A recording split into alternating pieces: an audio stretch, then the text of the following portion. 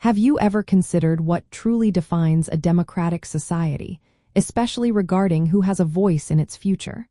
It often comes down to the fundamental right to vote.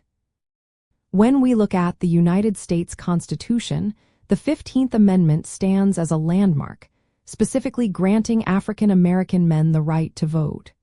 This was a monumental step forward, particularly in the aftermath of the Civil War. This powerful amendment was proposed by Congress in 1869 and formally ratified on February 3, 1870, during a critical period known as Reconstruction.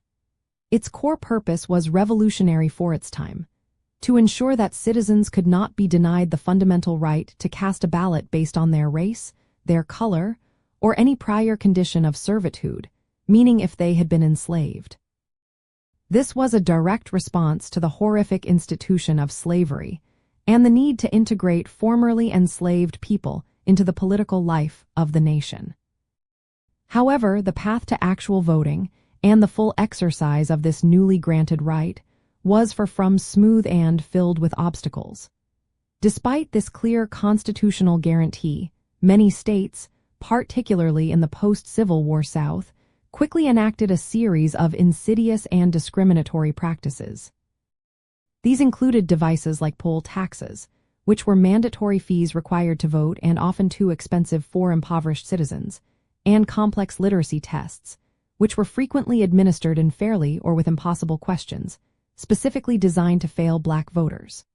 Beyond these legal hurdles, various forms of intimidation, violence, and even outright fraud were systematically used to suppress the African American vote and keep them from the polls. So, while the law on paper was clear, the reality on the ground was a very different story for many decades following its ratification. It is also important to remember that this amendment, at the time, specifically addressed racial discrimination in voting rights for men. It did not extend voting rights to women, regardless of their race, nor did it grant suffrage to Native Americans. To grasp the full significance of this amendment today, we can study how it was both celebrated and challenged. Learning about the legal battles and civil rights movements that followed helps us understand the enduring fight for voting equality. The 15th Amendment is part of a trio of incredibly significant post-Civil War additions to the Constitution, collectively known as the Reconstruction Amendments. These three include the 13th Amendment, which bravely abolished slavery across the nation, and the 14th Amendment, which profoundly defined American citizenship and guaranteed equal protection under the law for all persons.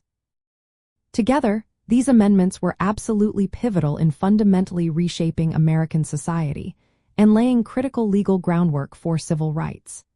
They expanded the very definition of who counted as a citizen and who deserved a voice in democracy, even though their full promise took many generations and continued struggle to fulfill. They representing a profound constitutional commitment to a more inclusive democracy, a foundational principle that continues to evolve and be upheld even today. Understanding who gained voting rights under the 15th Amendment provides us with crucial insight into a pivotal moment in American history and highlights the long, arduous journey towards truly universal suffrage. It reminds us that legal rights are just one vital part of the equation, and that the active protection, enforcement, and full exercise of those rights are absolutely essential for a healthy and thriving democracy. This amendment set a powerful legal precedent that future civil rights efforts, including the landmark Voting Rights Act of 1965, would powerfully build upon to ensure that all eligible citizens could freely and fairly exercise their fundamental right to vote.